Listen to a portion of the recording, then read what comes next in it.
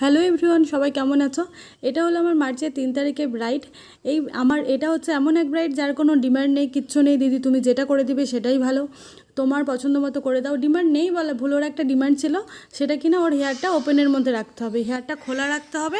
তো আমি সেইটা ভেবেই ওর হেয়ারটা করেছি। তোমরাও ফুল লুক দেখলে অবশ্যই বুঝতে পারবে। এটা ছিল আমার সেকেন্ড ব্রাইড। ফার্স্ট একটা ব্রাইডাল করে যাওয়ার পরে ও সেকেন্ড ব্রাইড ছিল। ও টাইমে যেতে আমার একটুখানি লেট হয়েছিল।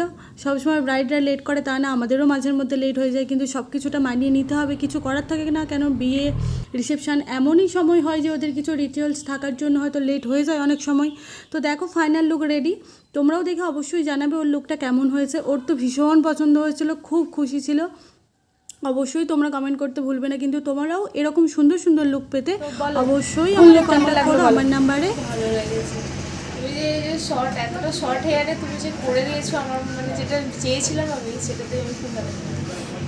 চলো, যেমন বলেছিলাম চেষ্টা করেছি যা সেইটুকু করার। তো চলো আজকের লুক দেখে তোমরাও অবশ্যই জানিও কেমন হয়েছে লুকটা। ফুল লুক ছিল, সেই জন্য নেলটা ওর ফ্রি ছিল। দেখো ওর একদম, একটু হাতটা তোলো তো, একদম দেখো লেহেঙ্গার সাথে ম্যাচ করে গেছে নেলটা।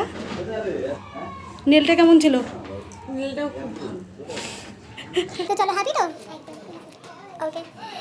আমার নেক্সট ব্রাইডাল মেকআপ এবং বিউটিশিয়ানের ব্যাচও স্টার্ট হচ্ছে খুব তাড়াতাড়ি। যারা যারা ভাবছো ক্লাসটা করবে অবশ্যই আমার সাথে কন্ট্যাক্ট করো। আর অবশ্যই তোমরা লুকটা দেখে জানাবে যে লুকটা কেমন হয়েছে, তোমাদের কেমন লেগেছে লুকটা। টাটা, বাই বাই, আবার আসছি নেক্সট ভিডিও নিয়ে।